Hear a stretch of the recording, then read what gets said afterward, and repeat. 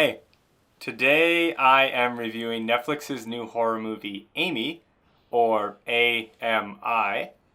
As you saw in the video's title, Amy is the story of an evil Siri knockoff that takes over a girl's cell phone and starts to negatively affect her life. I'm going to do this review a little differently and give my final overall recommendation right now at the start.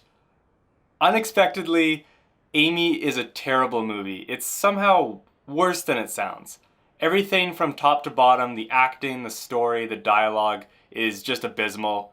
I wouldn't recommend that anyone watches this unless you're looking for something to laugh along at. Okay, now I wanted to start like that because I really just can't talk about Amy without getting into spoilers.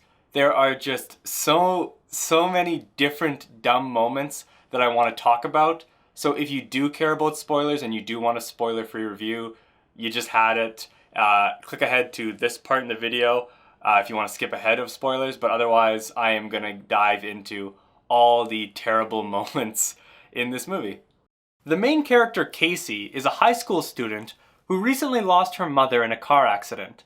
She spends her days watching her douchey boyfriend kick field goals, hanging out with her bad friends, and watching her drunk dad bring home young women. Also, early on we see her choke a cat, though I'm not sure if this is just a one-time thing or if that's a hobby of Casey's. She's an odd girl. Anyways, one fateful day, Casey's friend shows her Amy, a new virtual assistant. A few scenes later, Casey finds a phone with Amy downloaded on it on the street. I have absolutely no idea why she couldn't just download it on her own phone, but whatever. This is how she gets it.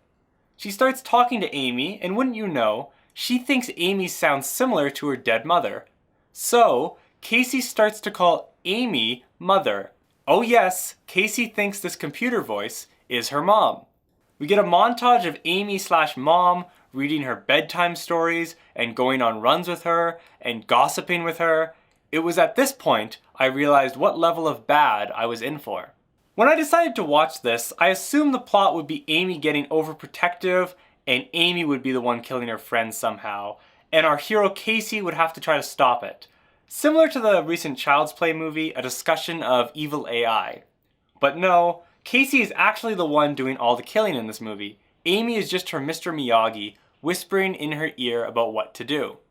First, Casey kills her best friend after Casey walks in on this friend, bragging on video about how she has slept with Casey's boyfriend. It turns out this friend has been sleeping with and collecting the underwear of different boyfriends of Casey for 3 years now. And next, she was gonna have sex with Casey's dad because I guess she is just actually the devil. The only motive she states for this multi-year long plan is that Casey is rich and she hates rich girls. As I said, Casey walks in, a struggle ensues, and Casey bashes her brains in with a laptop. Over the next half hour, Casey cripples her cheating boyfriend with lotion and stares, ruining his football career. She kills her other friend that frankly no one really cared about. And then she kicks her dad in the nuts before killing him with acid, all while Amy cheers her on. Right now you might be thinking, it's pretty unbelievable a girl would suddenly kill her friends and dad because an evil Siri suggested it. You may also be wondering, why is the Amy so evil to begin with? Why did that one friend despise her so much? And why does she actually think her phone is her mom?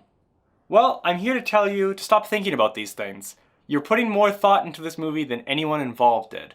There are no answers to any of this. I just also want to point out that every character in this movie sucks. You probably got a sense of that, but it's really interesting to have no one to root for. Our lead is a crazy cat-choking killer, her dad is a dick, her friend is an underwear-collecting monster, and her boyfriend is the worst of them all. This dude sucks the hardest.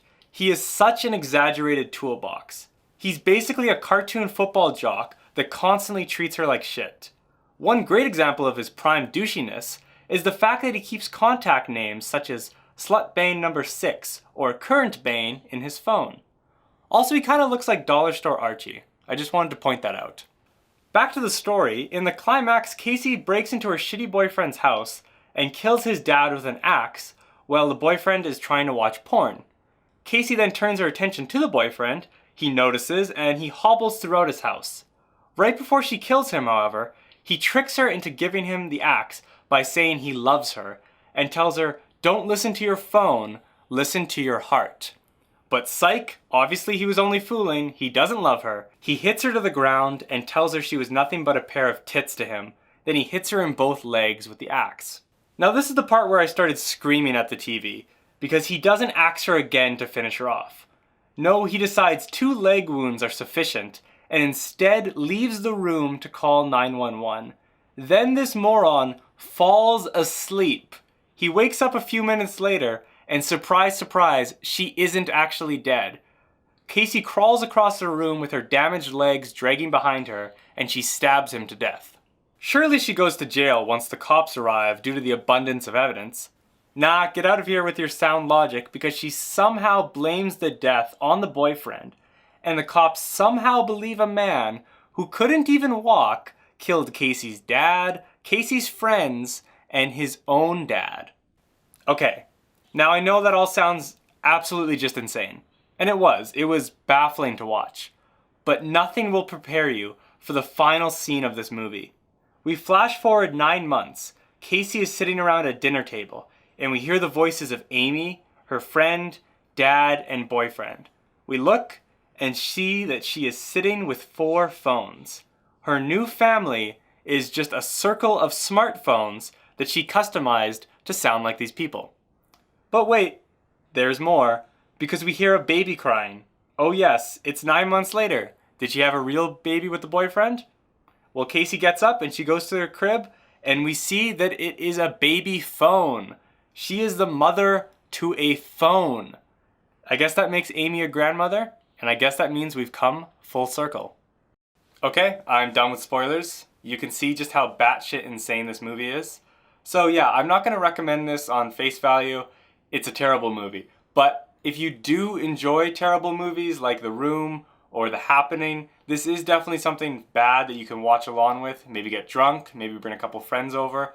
I know I was definitely laughing the whole way through at just how unbelievable of a story this is. Alright, that is my review for Amy.